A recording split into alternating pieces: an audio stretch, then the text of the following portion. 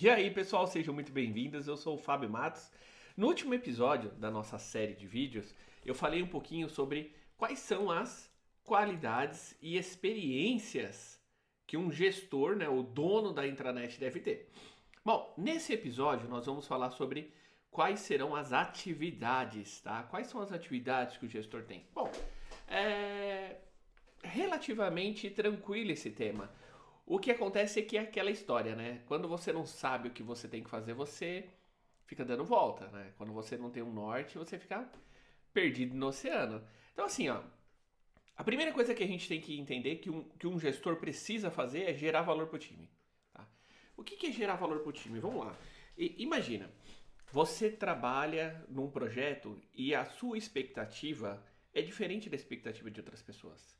Então tem pessoas que vão achar muito legal o que você está fazendo e tem pessoas que não vão enxergar valor porque não conseguiram fazer uma conexão. Então o seu papel é conectar o cara que está no time lá do outro lado com você, com o seu projeto, para que ele entenda o valor disso. Por exemplo, imagina que alguém do RH fale assim: ah, não serve para nada a intranet. Você vai dizer o seguinte para ele: cara, olha a quantidade de tempo que você passa atendendo o balcão, né? Ou seja, normalmente no RH que eu trabalhei, você tem o balcão onde os funcionários vêm e você atende eles ali. Olha quanto tempo que você perde ali naquele atendimento. E é um trabalho ingrato, porque as pessoas repetem essa questão o tempo todo. Então é um trabalho meio ingrato. Então, se você permitir que a pessoa faça uma reclamação, uma pergunta ou qualquer coisa via intranet, você já gerou valor para ele, você já economizou tempo pro cara. Então vamos lá. Segundo, estratégico focado nas ações e não no operacional. Bom, isso aí é uma coisa que eu costumo falar muito, né? Assim, é uma brincadeira isso que eu vou fazer, claro, mas é aquela história, né, que dizem quem trabalha não tem tempo para ganhar dinheiro, não é verdade? Vocês nunca ouviram falar disso? Agora, por que eu tô falando essa zoeira aqui? Porque assim, ó, quando você foca em operacionalizar, você não consegue pôr energia para pensar em como você melhorar aquela operacionalização. Existem casos, é claro, de pessoas que fazem as duas coisas e a maioria das pessoas em muitos cenários fazem, mas não é o cenário ideal.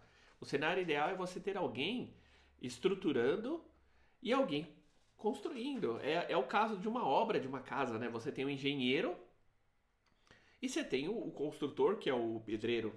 Você tem que ter esse trabalho, tá? É importante. Liderar o time direcionando os esforços para as metas da intranet. Bom, a intranet ela tem por volta de 200 funcionalidades, né? Por exemplo, no caso do Vindula, são por volta de 200 funcionalidades.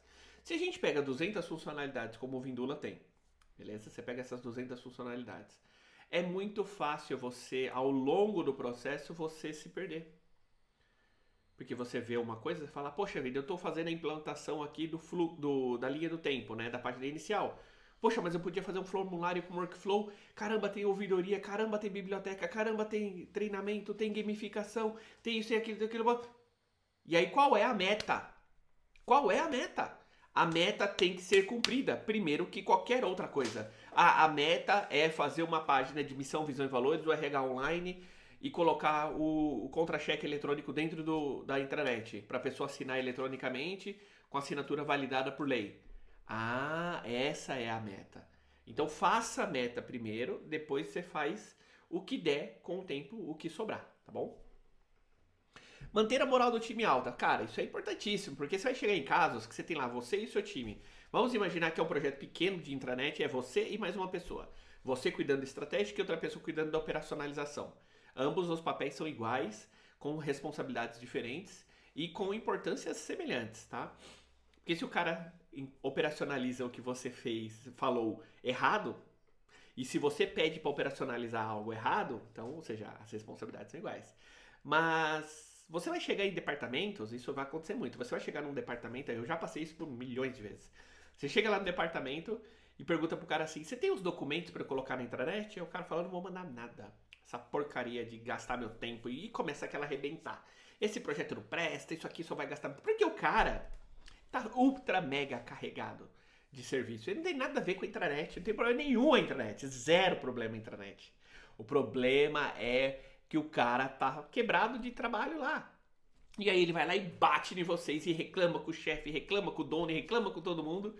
Então a pessoa tende, né, a ficar meio desanimada. Pô, meu, eu tô querendo ajudar a empresa e o cara. Então, assim, tem que ter essa visão que as pessoas têm certas dificuldades para sair da sua zona de conforto.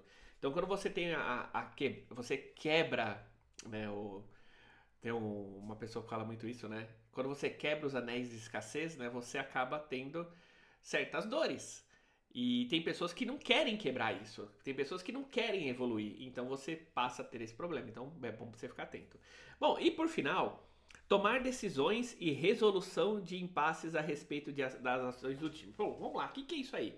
Isso é o seguinte. Imagina, tá, que você recebe uma demanda de um departamento e essa demanda gera um conflito com as metas. Ou gera um conflito com o plano diretor inicial do projeto, né? Então, isso vai fazer com que você tenha um impasse. E esse impasse tem que ser resolvido com você. No máximo, você tem que ir lá e bater papo com o sponsor ou com alguém da sua... que gerencie em um nível final a coisa, para que você possa tomar uma decisão. Mas o importante, pessoal, é que você tem que entender que o mundo é uma quebra de braço. Sabe, se você perceber, pega os perfis de pessoas. Você tem lá no DISC, né? Você tem as pessoas que são as dominantes, você tem as pessoas que são as conformes, né? Você tem as pessoas que é o time do marketing, né? O pessoal que gosta